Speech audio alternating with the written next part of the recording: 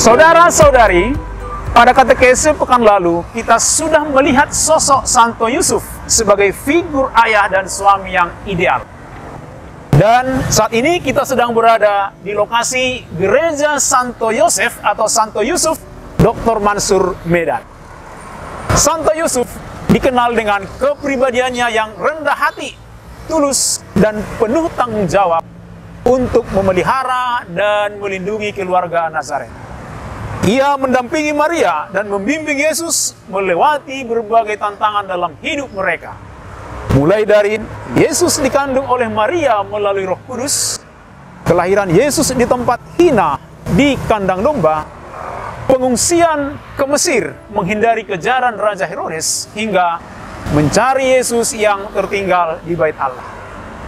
Yusuf berjuang memastikan kesejahteraan jasmani dan rohani keluarga mereka. Lantas, bagaimana sebenarnya peran ayah di tengah keluarga menurut kitab suci? Sepenting apakah peran seorang ayah dan atau suami dalam keluarga? Maka kali ini, pada katekese awam pekan ketiga Maret 2025 ini, kita akan membahas betapa sentralnya keberadaan ayah atau bapak di tengah-tengah keluarga. Kita akan menelisik bagaimana kitab suci menempatkan posisi ayah sebagai penanggung jawab, pemimpin, pengasuh, pelindung, pembimbing, pengudus, dan teladan bagi seluruh anggota keluarganya. Mari kita simak bersama. Ayah sebagai pemimpin yang bijaksana dalam keluarga. Kitab suci dengan jelas menyatakan bahwa ayah adalah pemimpin dalam keluarga. Namun kepemimpinan ini bukan bersifat otoriter, melainkan penuh kasih dan tanggung jawab. Kitab Kejadian 2 ayat 24 mengatakan, seorang pria meninggalkan orang tuanya dan bersatu dengan istrinya dalam pernikahan. Menandakan bahwa ia harus memimpin rumah tangganya sendiri, bukan bergantung pada orang lain. Yosua 24 ayat 15 mengatakan, tetapi jika kamu anggap tidak layak untuk beribadah kepada Tuhan, pilihlah pada hari ini kepada siapa kamu akan beribadah. Tetapi aku dan seisi rumahku, kami akan beribadah kepada Tuhan. Hal ini menunjukkan bahwa seorang ayah harus menjadi pemimpin rohani yang membawa keluarganya untuk tetap setia kepada Tuhan. Seorang ayah yang baik adalah pemimpin yang membawa keluarganya dalam kasih, iman, dan kebenaran.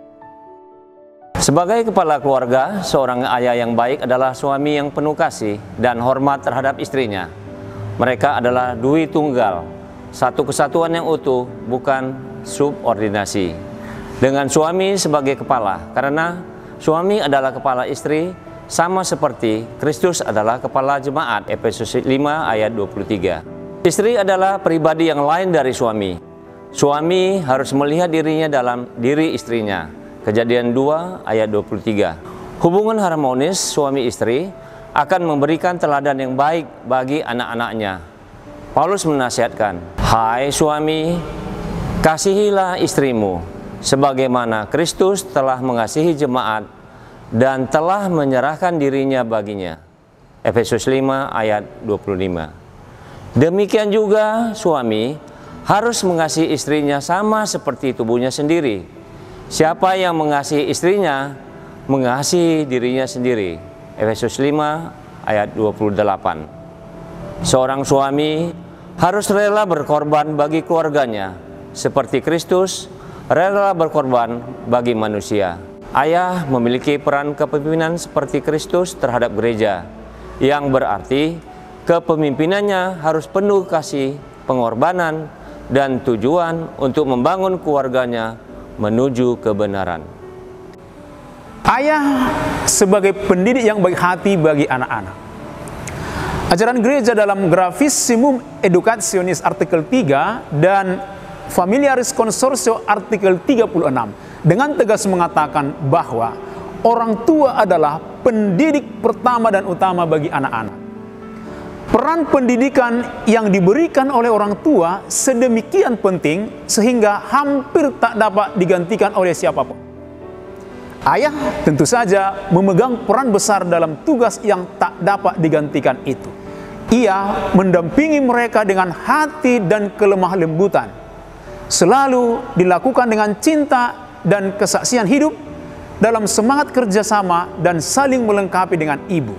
Rasul Paulus dalam suratnya kepada jemaat di Efesus mengatakan, "Dan kamu, bapak-bapak, janganlah bangkitkan amarah di dalam hati anak-anakmu, tetapi didiklah mereka di dalam ajaran dan nasihat Tuhan." Efesus 6 ayat 4. Sebagai pendidik yang baik, ayah membidani anak-anaknya melahirkan pemahaman dan kebijaksanaan dari dalam dirinya sendiri melalui dialog dan refleksi sehingga dirinya menjadi pribadi berkarakter dan memiliki kebajikan. Lebih dari itu, didikan ayah harus menuntun anaknya menuju kebaikan, kebenaran, dan kehidupan yang bermakna sesuai dengan kehendak Tuhan. Oleh karena itu, situasi apa yang dialami tidak boleh menjadi alasan bagi ayah untuk melepas tanggung jawab mendidik anak. Termasuk dan tidak terbatas apabila ia harus berjerih payah mencari nafkah, bekerja siang dan malam, dan tinggal jauh dari anak-anaknya. Sebab ayah seorang yang benar akan bersorak-sorai. Orang yang mempunyai anak yang bijak akan bersukacita karena dia. Amsal 23 ayat 24. Dalam mendidik, seorang ayah harus sabar dan berbesar hati. Ia harus menguasai emosi dengan akal sehat dan kepala dingin. Sebab belum tentu anak-anaknya dapat dengan mudah memahami ajaran dan didikan yang disampaikan. Musa dalam pesannya kepada ayah dari bangsa Israel mengatakan, "Apa yang kuperintahkan kepadamu pada hari ini, haruslah engkau perhatikan. Haruslah engkau mengajarkannya berulang-ulang kepada anak-anakmu dan membicarakannya apabila engkau duduk di rumahmu, apabila engkau sedang dalam perjalanan, apabila engkau berbaring, dan apabila engkau bangun." Ulangan 6 ayat 6 sampai dengan 7. Bapa dalam keluarga diminta agar setia mendidik dalam keadaan apapun. Mendidik dengan hati sangat penting agar anak-anak tidak menjadi ciut. Amarah dan tekanan hanya akan membuat ketakutan dan hilangnya rasa percaya diri. Itulah mengapa Rasul Paulus berulang mengatakan, "Hai bapak-bapak, janganlah sakiti hati anak-anakmu, supaya mereka jangan tawar hati." Kolose 3 ayat 21. Setiap ayah hendaklah mendidik anak-anak sesuai dengan zaman, sebab setiap anak selalu hidup di zamannya sendiri.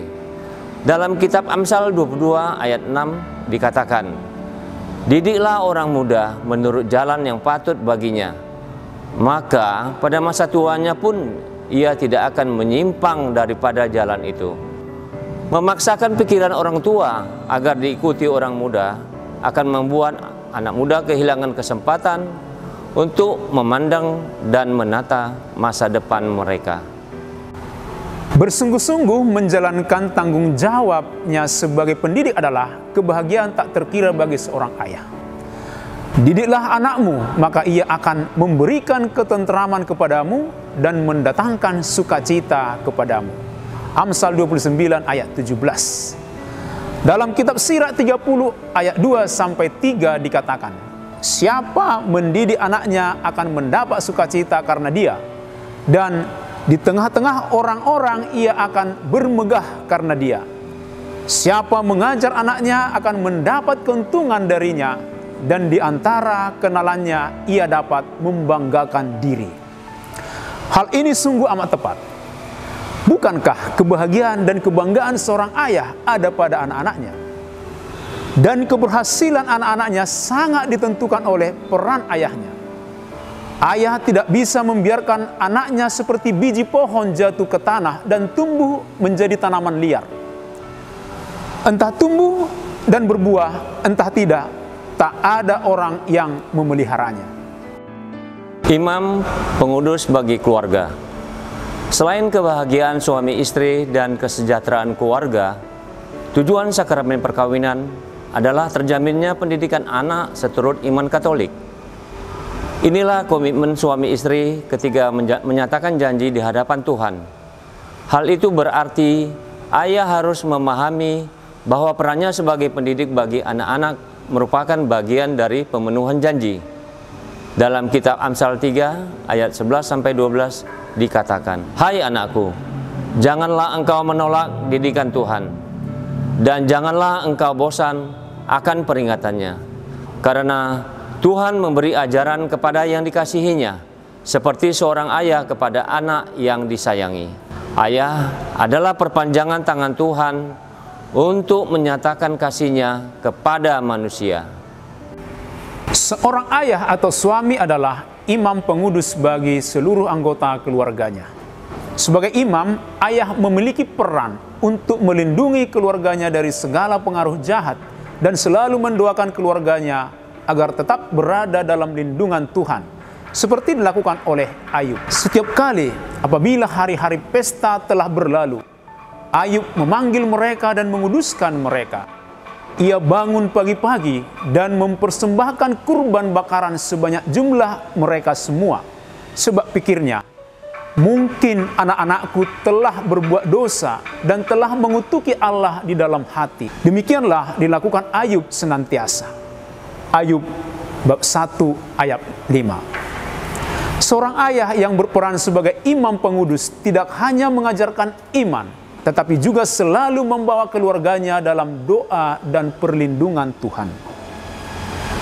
Sebagai imam, seorang suami atau bapa dalam keluarga hendaknya menjadi orang pertama yang memiliki hidup rohani baik, yang ditandai dengan merayakan hari raya yang disamakan dengan hari Minggu, mengikuti perayaan Ekaristi pada hari Minggu dan pada hari raya yang diwajibkan, berpuasa dan berpantang pada hari yang ditentukan, mengaku dosa sekurang-kurangnya sekali setahun, dan menyambut tubuh Tuhan pada masa Paskah. Ingat, seorang kepala keluarga yang baik disegani dan dihormati oleh anak-anaknya dengan penuh kesungguhan. Sebab jika seseorang tidak tahu mengepalai keluarganya sendiri, bagaimanakah ia dapat mengurus jemaat Allah? 1 Timotius 3 ayat 4-5. Bagaimana mungkin keluarga hidup dalam kekudusan jika kepala keluarga cenderung mengabaikan iman? Seorang ayah juga harus menunjukkan kasih sayang, perhatian, dan kepedulian kepada keluarganya. Mazmur 103 ayat 13. Seperti bapa sayang kepada anak-anaknya, demikian Tuhan sayang kepada orang-orang yang takut akan Dia. Lukas 15 ayat 20 sampai dengan 24. Dalam perumpamaan tentang anak yang hilang, ayah digambarkan sebagai seseorang yang dengan penuh kasih menerima kembali anaknya yang telah tersesat.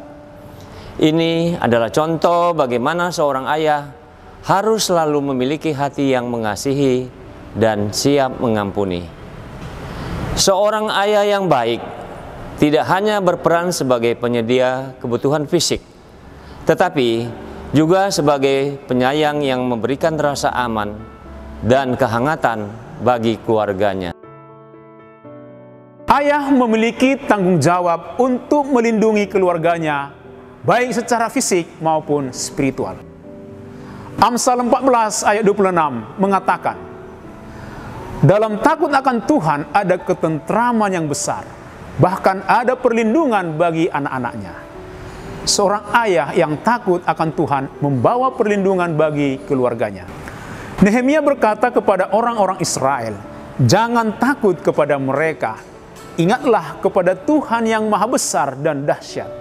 Dan berperanglah untuk saudara-saudaramu, anak-anak lelaki dan anak-anak perempuanmu, istrimu dan rumahmu." Nehemia 4 ayat 14. Ini menunjukkan bahwa ayah harus siap membela keluarganya dari ancaman yang bisa menghancurkan mereka.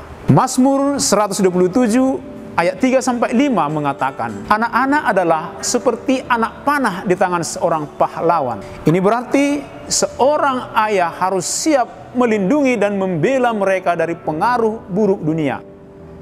Seorang ayah yang sejati melindungi anaknya, melindungi keluarganya dari bahaya fisik, moral, dan spiritual.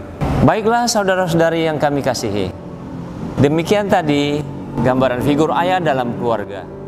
Semoga tayangan kami tadi berkenan kepada saudara-saudari semua, khususnya para ayah dalam setiap keluarga. Pada edisi minggu depan, kami akan menayangkan bagaimana harapan para kaum ibu atau istri terhadap para suami atau ayah. Nantikan tayangan kami di edisi berikutnya dan sampai jumpa.